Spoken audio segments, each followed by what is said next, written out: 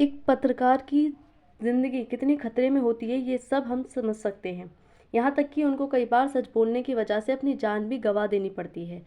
इस बार 2025 में एक रिपोर्ट सामने आई है जिसमें देखा गया है कि सबसे ज़्यादा जो पत्रकारों की हत्या की गई है वो 2025 है। 2024 की तुलना में एक ज़्यादा नंबर 2025 में देखने को मिला है। और 2025 में अनुमान लगाए जा रहे हैं कि इसराइल के द्वारा सबसे ज़्यादा जर्नलिस्ट की हत्या की गई है, और ये हत्याएं की गई हैं, ना कि किसी दुर्घटना का ये शिकार हुए हैं। तो हेलो दोस्तों, स्वागत है आप सभी का हमारे चैनल पर, जहां हम करंट अफेयर्स को कवर करते हैं। और आज एक ऐसी ही इम्पोर्टेंट रिपोर्ट को हम कवर करेंगे जिसमें देखेंगे कि किस तरह से जर्नलिस्ट की हत्या इसराइल के द्वारा की गई है और क्या रिपोर्ट है उसके बारे में हम समझेंगे। तो यह इसराइल से पिछले 2-3 साल से जो गाज़ा के साथ युद्ध की स्थिति में बना हुआ है। तो गाज़ा वाले क्षेत्र में इसराइल ने बहुत सारे जर्नलिस्ट को, यानी कि जो प्रेस है, उसको ख़त्म करने की कोशिश की है, क्योंकि इनका काम होता है सच्चाई को दुनिया के सामने लाने का। और इसी सच्चाई को छुपाने के लिए जो अलग अलग देश हैं वो पत्रकारों की हत्या करवाते हैं। और इसी पर आरोप लगाया जा रहा है कि इसराइल ने इस वर्ष सबसे ज़्यादा हत्याएं करवाई गई हैं जर्नलिस्ट की।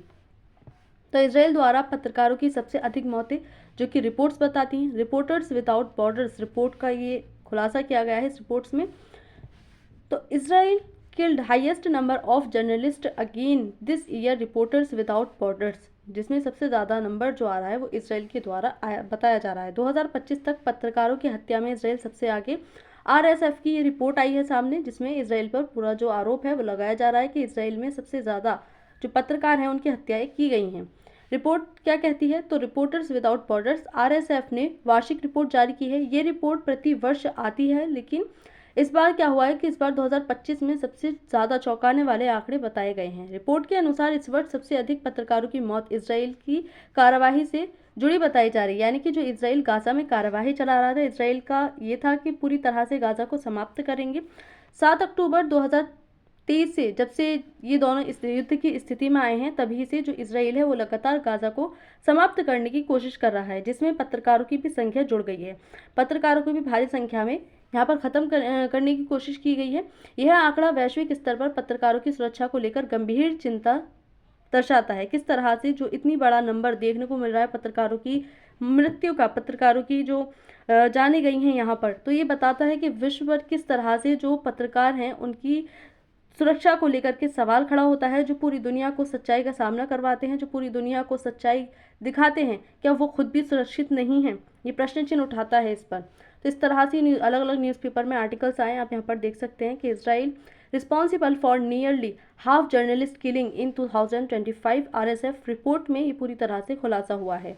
तो किस तरह से जो हमारी प्रेस है, जो पत्रकार हैं, जर्नलिस्ट हैं, वो भी अपनी सुरक्षा नहीं कर पा रहे हैं, केवल और केवल सच्चाई का सामना करने की वजह से, सच दिखाने के लिए, जो कि इनका कर्तव्य होता है, इनकी ड्यूटी होती है पूरी दुनिया को सच से अवगत कराना, लेकिन फिर भी ये अपनी जान को गंवा रहे हैं केवल और केवल सच को सामने लाने की वजह से। तो कुल मिलाकर इस वर्ष दुनिया भर में 67 पत्रकारों की हत्या हुई है। अलग अलग देशों का ये नंबर है, लेकिन सबसे ज़्यादा जो नंबर बताया जा रहा है वो इसराइल के द्वारा बताया जा रहा है, जो 2024 की तुलना में एक अधिक नंबर बताया गया है। आरएसएफ के महानिदेशक हैं थिबोट ब्रूटिन, ये अपने बयान में बताते हैं कि पत्रकारों के प्रति नफरत यहीं तक ले जाती है। इसकी वजह से इस साल 67 पत्रकारों की मौत हुई है। यह कोई दुर्घटना नहीं थी, और ना ही जितनी भी पत्रकारों की मृत्यु हुई है वो किसी दुर्घटना के शिकार हुए हैं, बल्कि उनको जानबूझकर उनकी सच्चाई की वजह से, उनकी ड्यूटी की वजह से उनको मार दिया गया है। ब्रूटिन ने सशस्त्र संघर्षों में पत्रकारों की सुरक्षा करने में अंतर्राष्ट्रीय संगठनों की विफलता की इस वृद्धि के लिए जिम्मेदार ठहराया है। किस तरह से जो अंतर्राष्ट्रीय स्तर पर जितने भी संगठन है वो पूरी तरह से पत्रकारों की सुरक्षा को सुनिश्चित नहीं कर पा रहे हैं। उन्होंने इस सुरक्षा पर प्रश्न चिन्ह उठाया। उन्होंने कहा है कि सरकारों को साहस में वैश्विक गिरावट का परिणाम देखने को मिल रहा है। किस तरह से जो सरकारें हैं वो एक जर्नलिस्टिक पत्रकार जो वाकई सबको सच्चाई से अवगत कराते हैं, उनकी सुरक्षा को सुनिश्चित नहीं कर पा रही हैं। उन्होंने कहा कि पत्रकार सिर्फ मरते नहीं, उन्हें मार दिया जाता है, यानी कि उनकी मृत्यु किसी दुर्घटना में शिकार होने की वजह से नहीं हुई है। ये सारी जो मृत्यु हुई है, 67 नंबर जो हमें इस वर्ष का देखने को मिल रहा है, वो मृत्यु की गई है जानबूझकर।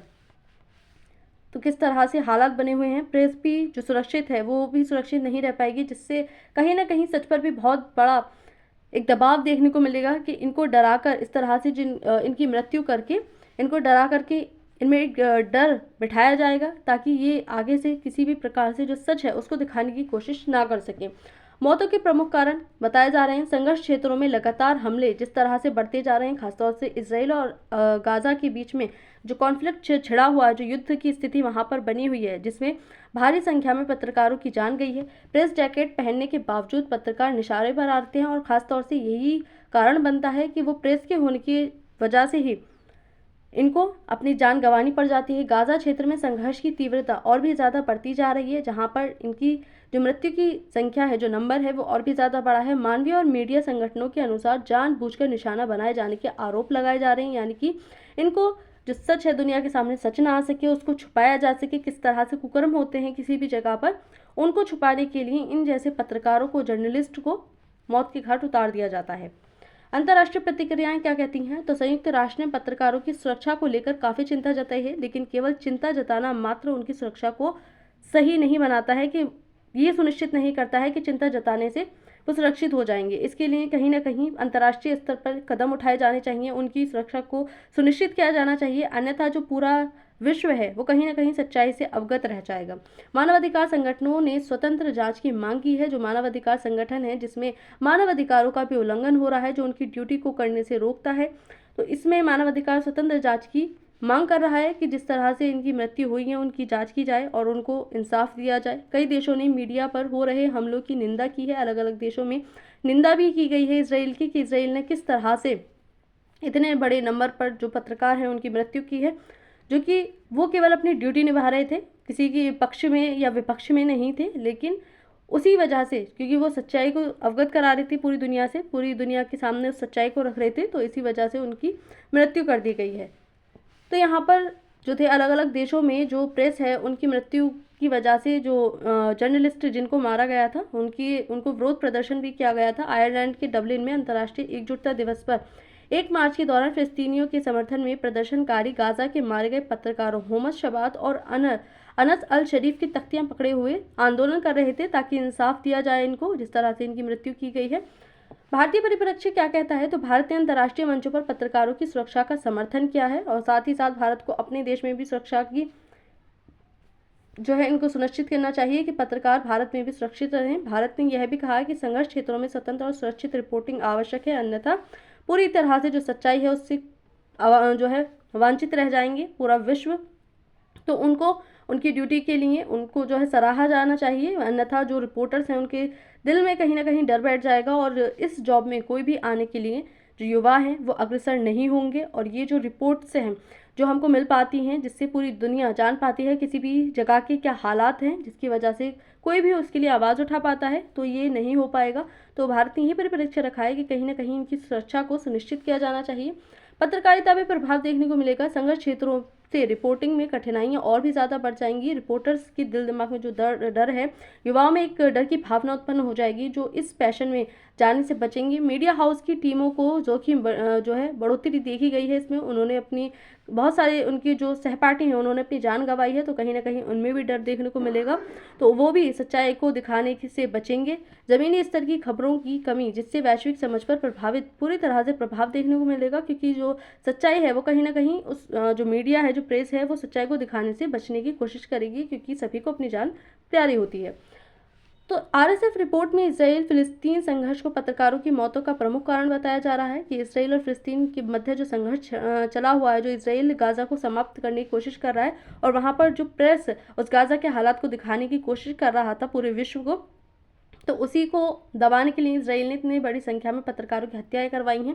अंतर्राष्ट्रीय स्तर पर आलोचना और सुरक्षा की मांग बढ़ी है, किस तरह से इतना बड़े नंबर में उनकी जो मृत्यु है वो की गई है, तो उनकी सुरक्षा की मांग उठी है अंतर्राष्ट्रीय स्तर पर कि उनको सुरक्षित किया जाए। स्वतंत्र पत्रकारिता आज गंभीर खतरों का सामना कर रही है, जो कि एक अच्छा और सच्चाई के लिए किया जाने वाला कार्य है, वो भी अपनी सच्चाई की वजह से डरा हुआ है, सहमा हुआ है।